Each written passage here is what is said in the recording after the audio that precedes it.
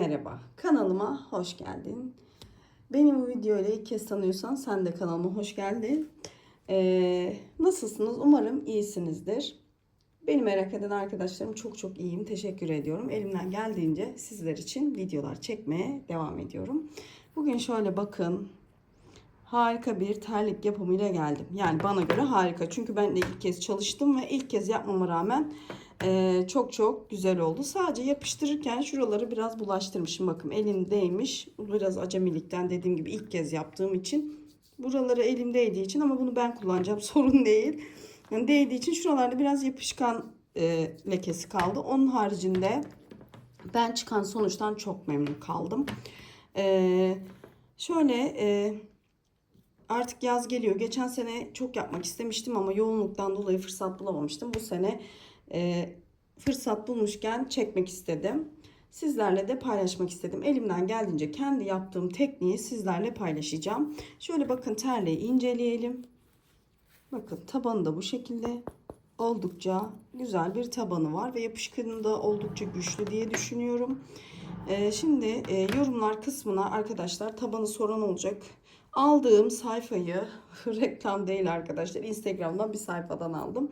Aldığım sayfayı yorumlar kısmına sabitleyeceğim. Oradan bakabilirsiniz. Mutlaka oraya bakmayı unutmayın.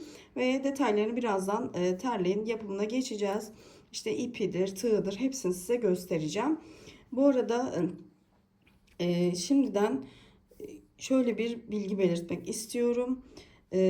Tamamen kendime odaklı çalıştım. Herkes kendi ayak ölçüsüne göre çalışacak. Videoda yine belirteceğim bunu ilerleyen dakikalarda. Ama şöyle terliğin bitmişiyle sizi karşılamak istedim. Umarım beğenerek, severek siz de izleyip yaparsınız ve yazın güzel terlikler giyersiniz. Videoma geçmeden önce kısa bir de hatırlatma yapıyorum. Kanalıma abone değilsen ücretsiz şekilde abone olup beni izlersen, beğeni butonuna basarsan, bir de hype puan gönderirsen çok mutlu olurum. Hepsi ücretsiz. Bunlar benim için yapabileceğiniz en büyük destek budur arkadaşlar. Şimdi lafı çok uzatmadan videomuzun yapımına, terliğimizin yapımına geçebiliriz. Evet, terliğin tekini ben yaptım. Dediğim gibi ben de ilk kez terlik çalışması yaptım ve şöyle ilk önce bir tanesini yapayım dedim. Sonra diğerin çekimini beraber sizle yaparız. Bakın şöyle taban var. Üstünde pedi var. Bu şekilde satılıyor. Ben aldığım sayfayı videonun yorum kısmına sabitleyeceğim. Oradan aldım. Dediğim gibi reklam değil. Burada gördüğünüz hiçbir ürün reklam değil arkadaşlar. Kendim alıyorum. Şu reklam olaylarına sıkıldığım için açıkçası çok marka göstermek istemiyorum ama size de yardımcı olmak adına kullandığım ürünleri, aldığım ürünleri sizinle paylaşmak için uğraşıyorum. Dediğim gibi sayfayı bırakalım. Ben oldukça beğendim. İlk kez aldım dediğim gibi. İlk kez de bir terlik yaptım. Şöyle aynı sitede yine böyle terlik için süsler de vardı. Onlardan da aldım. Şimdi ben 38 numara bu. Benim ayağım normalde 37 ama 38 de taraklı da bir ayağım yok. Hani kalın da değil, ince bir ayağım olmasına rağmen uç kısmı böyle sivri olduğu için zaten parmağınız çok buraya dayanmıyor. O yüzden 38 numara bana oldu. Biraz yapıştırırken şuralarını yapışkan kaçırmışım. Dediğim gibi ilk kez yaptığım için şuralarda hafif yapışkanlar var. Bunları sonra elimle temizleyeceğim. Şimdi bu şekilde terliğimizi yapmaya başlayacağız. Burada ben bu iplerden kullanıyorum. Bu Napoli rafyanın bakın tam böyle has rengi MT145. Kağıt iple de çalışabilirsiniz. Yıkanabilir rafyayla da çalışabilirsiniz. Benim elimde bu vardı. Bir de bunlar daha çok böyle suya dayanıklı ve ömürlük ipler. Bu da reklam değil arkadaşlar. Milano rafya da kullanabilirsiniz. O da buna benziyor mesela. Islanmada vesaire hani bir aksilik olacağını düşünmüyorum. Ben elimde de bu vardı. Bunu kullanmak istedim. Ama kağıt iple de oluyor. Bununla da olur. Bu şekilde çalışabilirsiniz. Rafya da olur. Yıkanabilir rafya. Sağlam bir rafya tercih edin. Şimdi ben bu ipi ince olduğu için çift kat kullanacağım. Ama siz tek kat kağıt ipten ya da tek kat normal rafyalardan çalışabilirsiniz. Şimdi ben şöyle iki kat Yaptım ipimi, bakın. Hatta bu ip şöyle yapıp sökülebilir bir ip. Normal rafyaları ben sökünce işlemiyorum ama bunlarda öyle bir şey olmuyor. Şimdi buradan başlayacağım. Önce uç kısmından başlıyorum. Zaten yapımı oldukça kolay ama burada önemli olan püf noktası şu: kendi ayağınıza göre ölçerek bu işi ilerletmeniz. Normalde terlik, şöyle bakın, burada bir de askı yaptım. Uç kısmını biraz aşağıda yaptım. Eğer bu kısmı yapmak istemiyorsanız siz mesela şuraya kadar, hani bu bilek kısmına doğru çıkıyor. Bunu yapmayacaksınız. Yukarıya sadece şuraya kadar yükseltip o şekilde monte edebilirsiniz. Ben şimdi kendi yaptığımı göstereceğim size. Şimdi 3 adet zincir çekiyorum ve 3,5 milim tığ kullanıyorum. Bakın 1, 2 ve 3. Şimdi hemen üçüncüsünün içine 3 tane sık iğne yapıyorum. 1, 2, bak, 3. Hemen bir zincir çekiyorum ve dönüyorum. Şimdi hemen dönüşte bakın. Şuraya hemen dibine bir, onun yanına bir de aynı yere tekrar 2,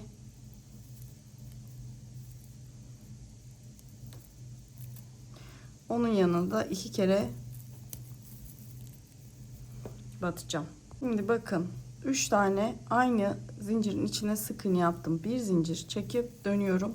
Hemen bakın, öndeki boşluğun içine 1, tekrar aynı noktaya 2, hemen onun yanındakine de 1, yine aynı noktaya 2, hemen onun yanındakine de 2 tane 1, 2. Şimdi bakın şöyle. Şimdi bir zincir çekiyorum, yine dönüyorum. Şimdi bakın, şu noktaya, hemen gelen noktaya 1, 2. Şimdi aradakilere birer tane. Sadece başta ve sonda yapacağız şimdi arttırmayı. Ortada yok. Diğerlerine şöyle bir tane, dediğim gibi kağıt iple, rafya iple örebilirsiniz. Şimdi bu sonuncuya da 2 tane. Bakın, başta ve sonda arttırmalarımız olacak.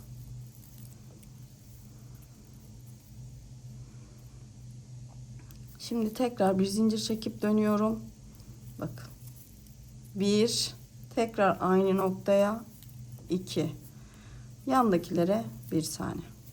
1. Uç kısımlara arttırmalarımız artık. Ortada arttırma yok.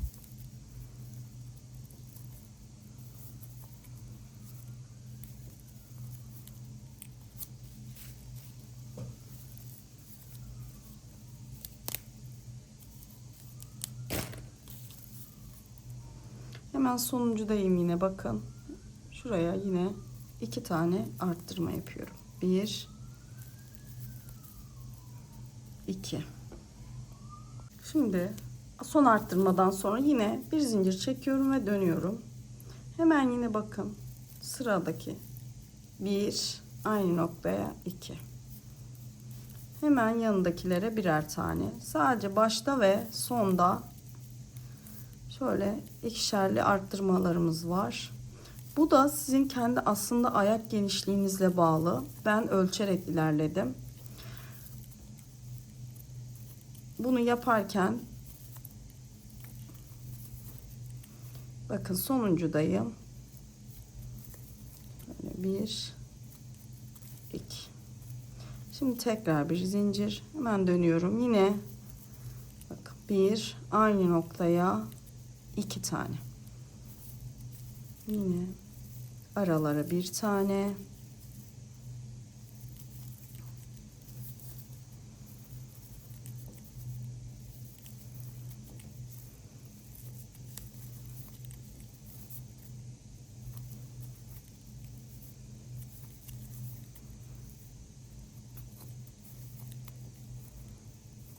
Zaten kağıt ip biliyorsunuz, rafya biraz esneme payı da yapıyor. Bakın, sonuncudayım. 1, yine aynı noktaya 2. Şimdi dönüyorum. Yine bir zincir çekip ters döndüm. Şimdi bakın, bir zincir çekip hemen geri dönüyorum ve yine aynı gelen noktaya 1 ve 2 kere batıyorum. Sonra diğerlerine yine bir tane,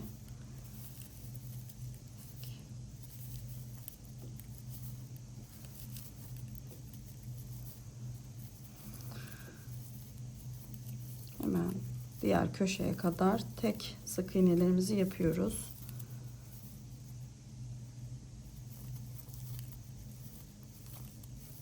Şimdi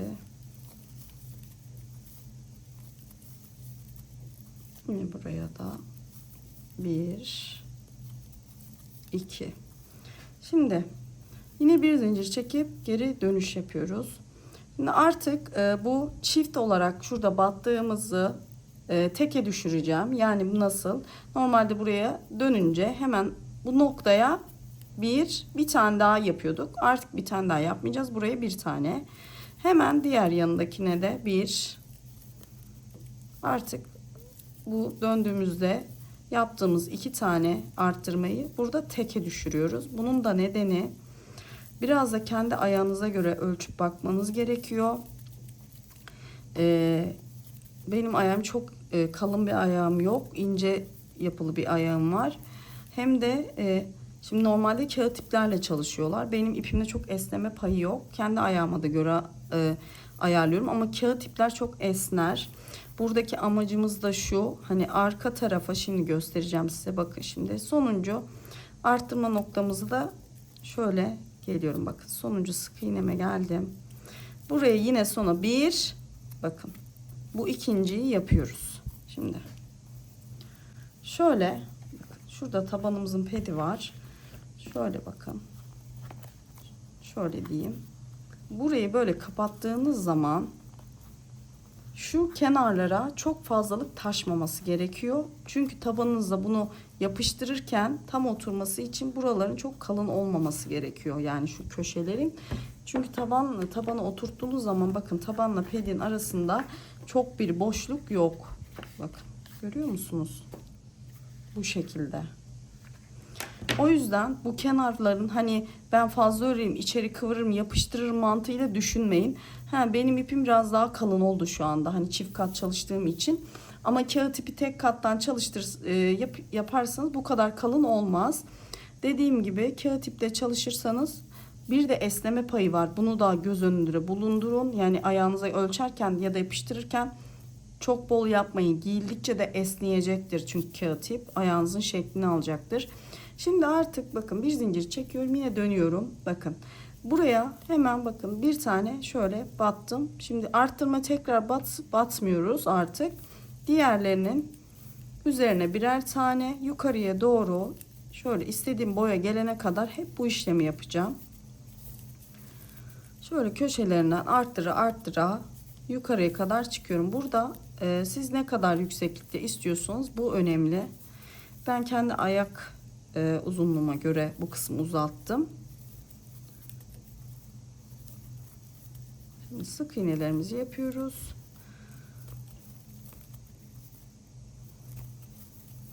Bakın sonuncu sıradayız. Buraya normal sık iğnemizi yaptık. Bir de arttırma sık iğnemizi yapıyoruz. Şimdi tekrar bir zincir çekip dönüyoruz. Hemen şuraya bir kere basıyoruz. Sonra yanına bir.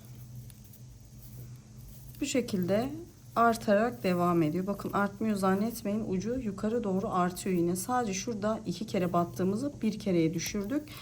Bu kısımda bakın. Şöyle göstereyim size. 1, 2, 3. 3 sıra çift olarak arttırdım. Sonra bu arttırmayı kenarda teke düşürdüm. Çünkü bu uç kısmının biraz ince olması gerekiyor. Zaten buraya parmak girmiyor arkadaşlar. Bakın buraya parmak girmiyor. Şurası açık kalıyor biraz. Hani tam parmağınız oraya ulaşmayacağı için.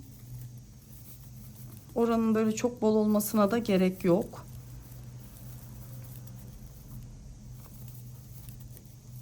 Şimdi evet, bakın sonuncu sık iğnedeyim.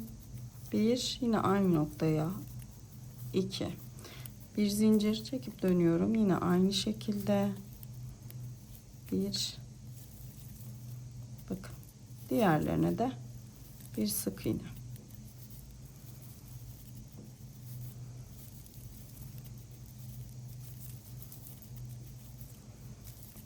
Burada bunu ayağınızı şöyle ölçerek ayarlayabilirsiniz.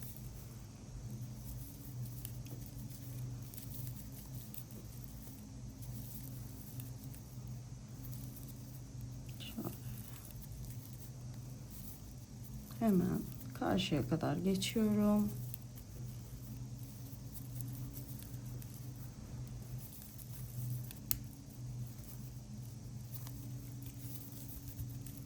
Bakın şimdi sonuncudayım. Bir, yine aynı noktaya 2. Bakın. Şimdi bunu istediğim şöyle boyuta gelene kadar devam edeceğim. Bakın şöyle göstereyim. Daha var, öreceğim biraz daha. Siz yalnız söylediğim gibi eğer bu bilekteki kısmı istemiyorsanız, ben düz istiyorum bunu istemiyorum diyorsanız bu kısmı arttırmaya devam edeceksiniz. Buraya gelene kadar mesela ayağınızı ölçün. Herkesin çünkü ayak uzunluğu farklı oluyor. Nereye kadar gelmesini istiyorsanız oraya kadar ölçüp uzatabilirsiniz. Ben şimdi bunun aynısını yapacağım. Sonra size sayılarını vereceğim kaç sıra yaptığımı. Şimdi yapımını bakın şöyle bitirdim. Burada bakın şu uç kısmı saymadan sıra vereceğim. Şurayı saymayacağım bakın. Arttırım sıranı saymayacağım. İsterseniz sayın ama burası yani daha belirgin oluyor diye şu uç kısmını saymıyorum. 2, 4, 6, 8, 10, 12, 14, 16 sıra.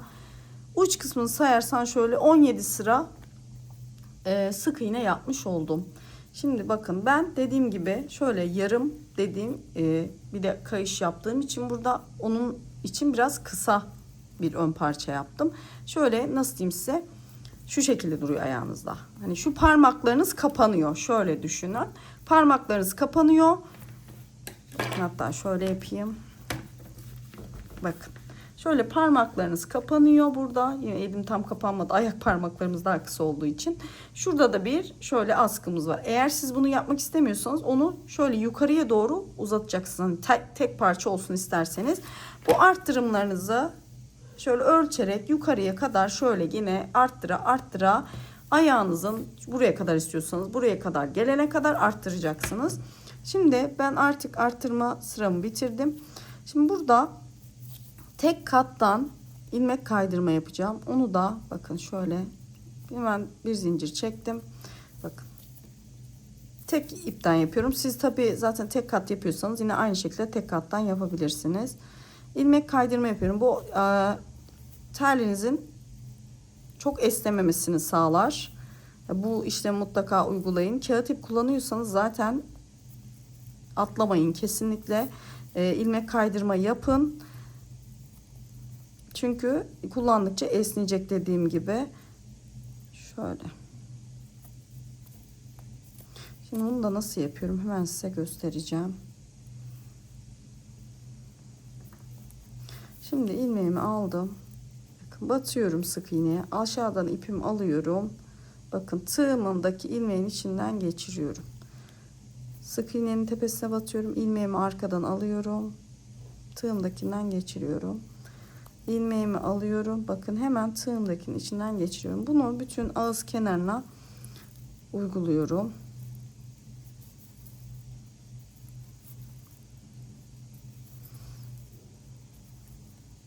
Şimdi bunu uyguladıktan sonra ipimi keseceğim. Şu askı kısmına, kayış kısmını yapacağım.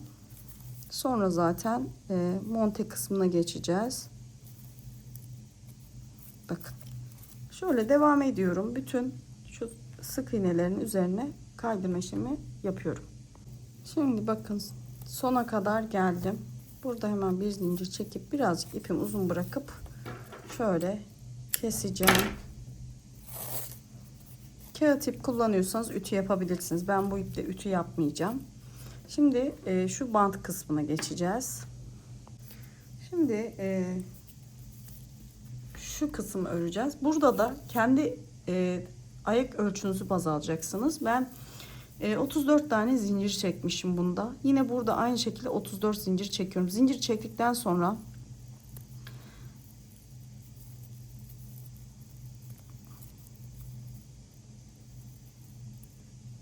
evet, şimdi burada şu bant kısmını yapıyoruz. Burada da herkes kendi ayak ölçüsünü baz alsın. Bunu nasıl yapıyoruz? Ben burada 34 tane zincir çektim. 33 tane sık iğne yapacağım.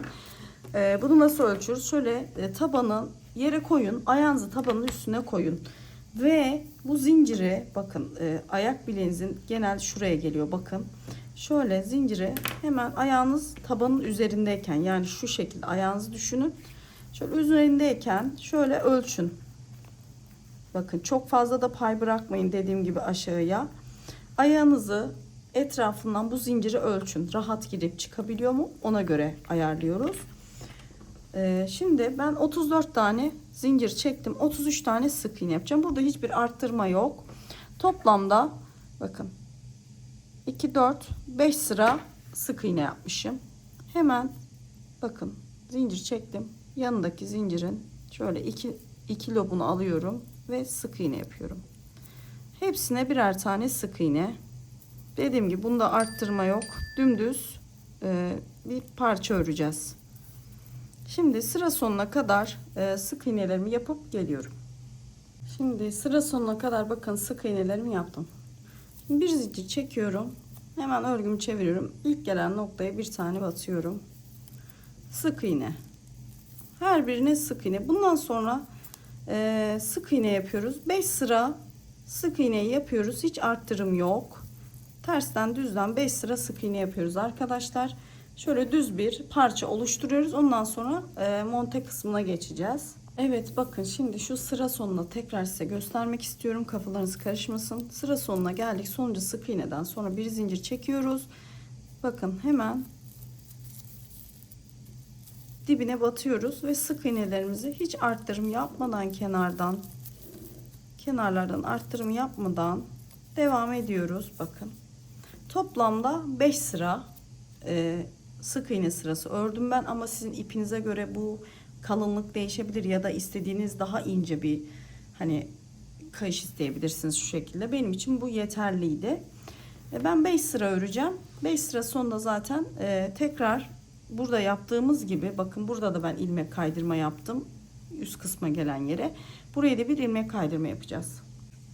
Şimdi tekrar bir ilmek kaydırma yapıyoruz. Tıpkı buradaki gibi şu ağız kenarına da bir ilmek kaydırma yapıyoruz. Onun için de yine bakın en son sık iğneden sonra bir zincir çektim. Hemen bakın sık iğneyi şöyle çeviriyorum. Alıyorum ve ilmeği buradan kaydırıyorum. Sık iğnenin tepesine batıyorum. İlmeğimi alıyorum. Tığımdaki ilmeğin içinden geçiriyorum. Bakın sık iğnenin tepesine battım. İlmeği aldım ve tığımdaki içinden geçirdim. Batıyorum, ilmeğimi alıyorum, geçiyorum. Bu şekilde bütün sıra sonuna kadar ilmek kaydırmamı yapıyorum. Sonra montaj işlemine geçeceğiz.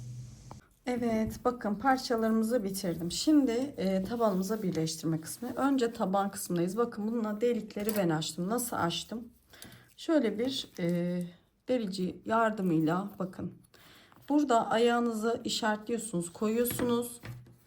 Şurada bu kemerin üstüne ayağınızı koyun. Bunu da şöyle önüne ve şunun bakın bu askının en son nereye gelecek uç kısmı, mesela sondaki kısmı nereye gelecekse onu şöyle bir işaretleyin. Bakın buraya gelecek. Buradan şöyle her birini şöyle bakın küçük aralıklarla, çok da küçük değil, ve aşağıya doğru deliklerinizi oluşturun ve delikleri oluştururken şöyle ikisinin de aynı noktaya bakmasına dikkat edin. Bakın bunu da şöyle bakın geliyorsunuz ve deliyorsunuz. Arkası zaten sünger gibi. Bu şekilde deliklerimizi oluşturuyoruz. Sonra iğnemizi alıyoruz. Bakın iğnemizi alıyoruz. Bu önce bunları monte etmeden önce şu şekilde bakın şu uç kısımdan başlayacağım ben. Şöyle bu delik kısmından iğnemi geçiriyorum. Bakın. Şurayı biraz uzun bırakıyorum. Şimdi şöyle her birinden bakın böyle normal dikiş yapar gibi ve şurada bakın. Bunları da birazdan geçeceğiz. Bakın şöyle göstereyim. İğneyle tel atar gibi bakın böyle geçiyorum. Sonra ters kısmından yine bu aradaki boşlukları dolduracağız. Bu yaptığımız kısımlara arkadaşlar bunları dikeceğiz. Yani direkt tabana değil, bu yaptığımız iplere bağlayacağız örgümüzü. Böyle daha güzel bir görüntü oluyor ve tabanınızda böyle delik deşik olmamış oluyor. Bakın daha sağlam oluyor. Önce bunu böyle bakın her birinden bir tane geçiyoruz. Gördüğünüz gibi buraya kadar geliyoruz. Sonra diğer tarafı yapacağız. Şimdi bakın buraya yukarı kadar çıktım. Şimdi şuradaki boşlukları dolduracağım. Bakın şöyle. Bu sefer şu aradakileri tamamen makine dikişi gibi bir şey düşünün. Sonra bu iplere ördüğümüz parçaları tutturacağız. Sonra da yapıştırma kısmına geçeceğiz.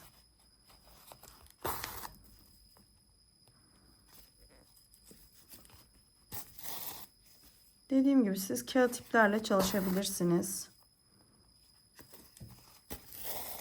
Belki ben de sonradan kağıt iple bir çalışma yaparım. Dediğim gibi şu an bunu uygun gördüm ama kağıt iple de yapan sayfalar var. Çok güzel duruyor. Yazlık zaten terlikler biliyorsunuz. Kağıt iple harika oluyor. Şimdi bunu aşağı kadar geliyorum. Sonra yine bu kısım içinde aynı şekilde buraya kadar gelip sonra geri dönüp dikim işlemini tamamlıyoruz. Evet bakın. Şöyle bitirdim. Şimdi iğnemize ipliğimizi taktık. Bakın. Şimdi bu uç kısmı önce uç kısmı birleştireceğiz. Bakın şöyle. Burada uç kısımda bakın şöyle iğnemi takıyorum. Şöyle. Uç kısmı birleştirmek önemli. Dediğim gibi kenarlardan fazla boşluk vermeyeceğiz. Şöyle iğnemi geçireyim. Sağlamca. Sağlıklı kenarına.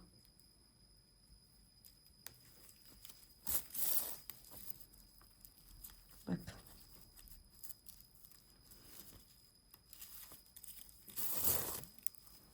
Şöyle uç kısmından ipimi şöyle bir bakın. Şöyle sağlamlaştırıyorum. Çünkü şimdi öne doğru çekeceğim bunu. Bakın. Şöyle uç kısmını bakın şöyle yapıyoruz ve şuraya.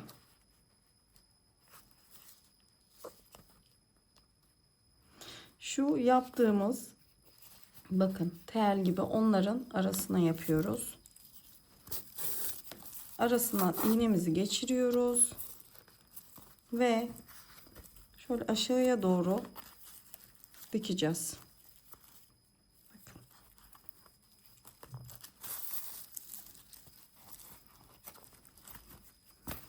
Hatta şurayı ben unutmuşum galiba tekrar dönmeyi. Orayı şu şekilde telafi edeceğim. Bakın şimdi şurada ilmeklerimiz var. Bunların altından doğru iğnemizi geçiriyoruz. Yani bu kısımlara monte ediyoruz aslında terliğimizin ve uç kısımlarından bakın şuralarından tutturuyorum ve oraya doğru çekiyorum bakın. Tekrar bu ilmeğin arasından geçirdim ve terliğimin kenarından. Bu tarafı da bakın diğer tarafa doğru yapacağım. Önce şurayı bu kenarına birleştireceğim. Bakın. Hemen bunun altından doğru iğnemi geçiriyorum. Ve terliğin örgü kısmının hemen dip kısmından. Bakın bu şekilde.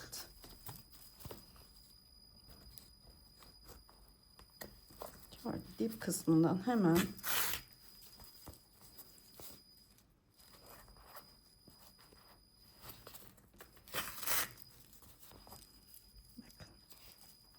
artık yani şu kısımlardan doğru birleştirmemizi yapıyoruz. Dediğim gibi Ucu ucuna tutacak şekilde bakın. Şöyle kenarından alıyorum. Hemen şuraya.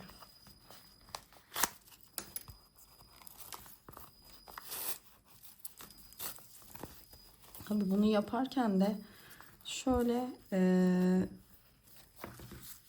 elimle düzeltmeyi ihmal etmeyin. İki terliğinizin iki ucu da birbirine bakacak. Bakın. Ve şuradakiyle de aynı olması gerekiyor. Hani eşitliği kısmı diğer tekiyle.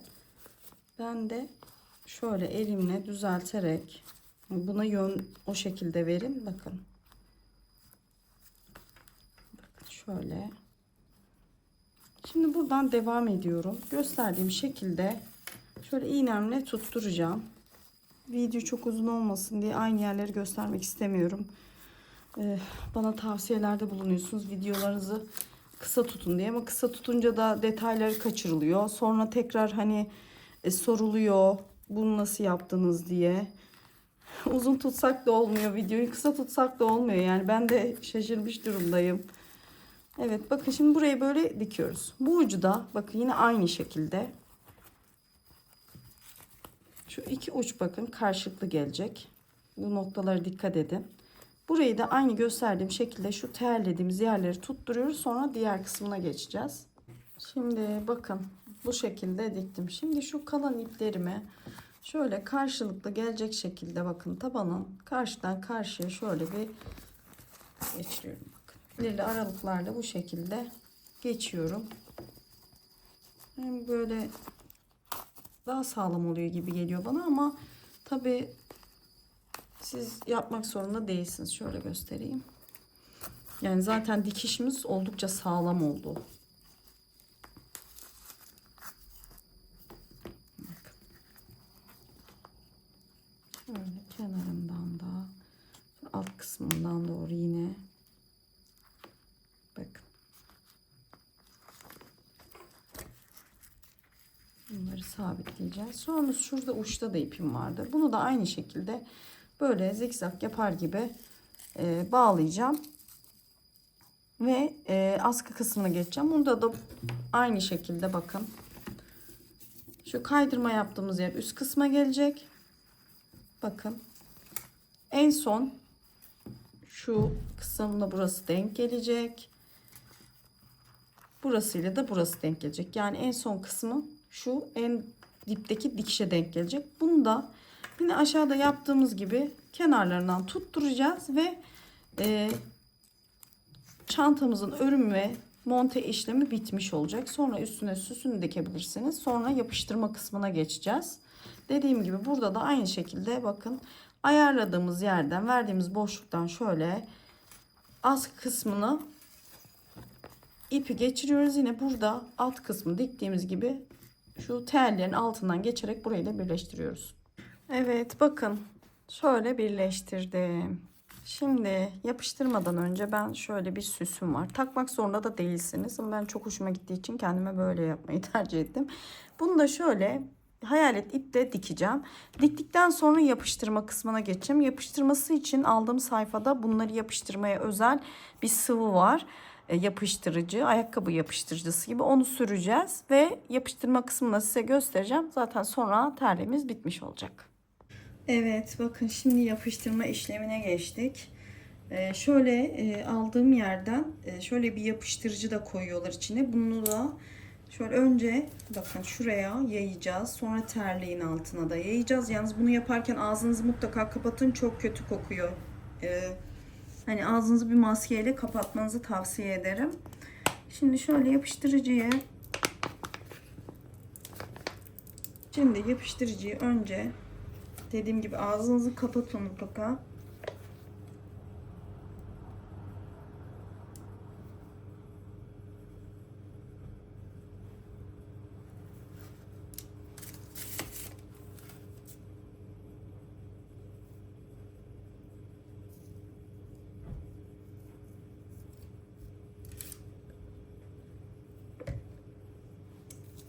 Sonra şöyle bir işte elinizde ne varsa çubuk yardımıyla şöyle yayıyoruz.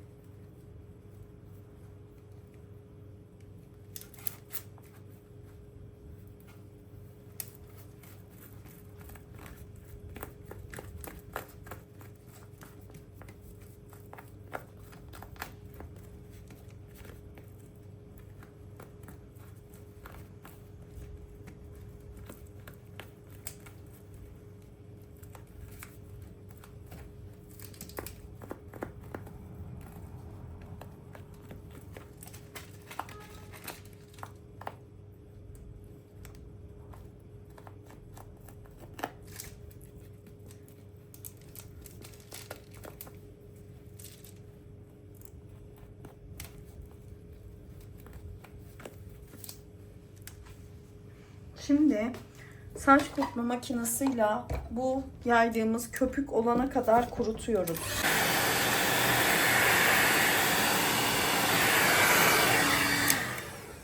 Bu şekilde bakın beyazlaştı. Şimdi terliğimizi üstüne yerleştireceğiz. Şimdi bakın dikkatlice şöyle terliği üzerine yerleştiriyoruz. Şu önce uç kısmını bakın şöyle güzelce yerleştiriyoruz ve elimize şöyle bastırıyoruz. Sonra arka kısımlara doğru bakın şöyle iyice yerleştiriyoruz.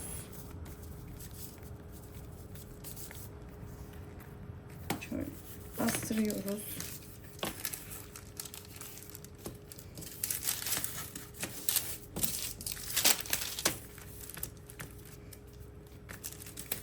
Bakın şöyle kenar kısımlarını iyice bastırıyoruz. Şimdi bakın. Şimdi şuraları ben mandal tutturacağım. Bakın şöyle uç kısımlarını şöyle mandalla tutturacağım. Bakın bunları da şöyle şuralardan mandal tutturacağım. Askı kısımlarına.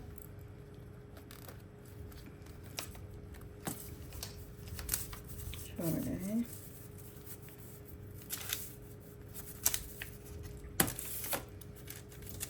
Ve bu biraz bekleyecek. Bakın. İsterseniz üstüne böyle ağırlık da koyabilirsiniz. Bekledikten sonra zaten terliğiniz yapışmış oluyor. Ve bitmiş olacak terliğiniz. Evet, en son yapıştırma işlemini uygulamıştım. Ve bir gün o mandalları hiç çıkarmadan beklettim ve bir gün sonra mandalları çıkardım.